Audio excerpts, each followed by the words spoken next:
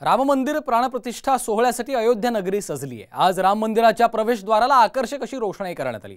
देशभरातून लाखो देशभक्त अयोध्येमध्ये दाखल झाल्याची दृश्य आहेत। राम मंदिराला अशा पद्धतीची आकर्षक रोषणाई करण्यात आलेली आहे। संपूर्ण देशभरामध्ये सध्या राममय वातावरण झालेलं आहे।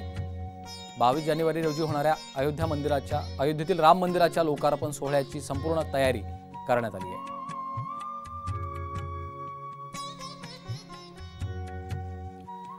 खासदार श्रीकांत शिंदे यांच्या संकल्पनेतून कल्याण पूर्वेतील चक्की नाका इथं प्रभू श्रीराम मंदिराच्या भव्य प्रतिकृती साकारण्यात आली आहे। मंदिराबाहेर बाळासाहेबांचं स्वप्न साकार, करोडो राम भक्तांची इच्छापूर्ती, पंतप्रधान नरेंद्र मोदी यांना धन्यवाद अशा आशयाची रांगोळी देखील साकारण्यात आली आहे।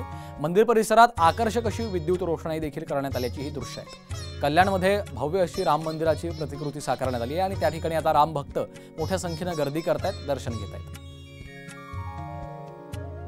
येत्या 22 तारखेला अयोध्येमधील राम मंदिरात प्रभू श्रीरामाच्या मूर्तीची प्रतिष्ठापना होणार आहे। या पार्श्वभूमीवर अख्ख्या देशभरात एकच जल्लोषाचं वातावरण आहे। राम भक्तांमध्ये एक उत्साहाचं वातावरण पसरलं आहे। कल्याणमध्ये देखील खासदार डॉक्टर श्रीकांत शिंदे यांच्या माध्यमातून या 22 तारखेसाठी एक जय्यत तयारी या ठिकाणी करण्यात आली आहे। कल्याण लोकसभा मतदारसंघात विविध चौकांमध्ये प्रभू श्रीरामाचे मोठमोठे होर्डिंग्स तसेच कंदील लावण्यात आलेत। आपण आता आहोत कल्याण पूर्वेतील या चक्कीनाका परिसरामध्ये। या परिसरामध्ये आपण जर या ठिकाणी पाहू शकता तर एक प्रभू श्रीरामाचा एक भव्य असा मंदिराची प्रतिकृती या ठिकाणी साकारण्यात आली आहे। मंदिर परिसरात मोठ्या प्रमाणात आकर्षक अशी रोषणाई करण्यात आली आहे। आपण या ठिकाणी पाहू शकता या ठिकाणी या पुढच्या आठवडाभर विविध सांस्कृतिक कार्यक्रमाचं आयोजन देखील करण्यात आलेलं आहे।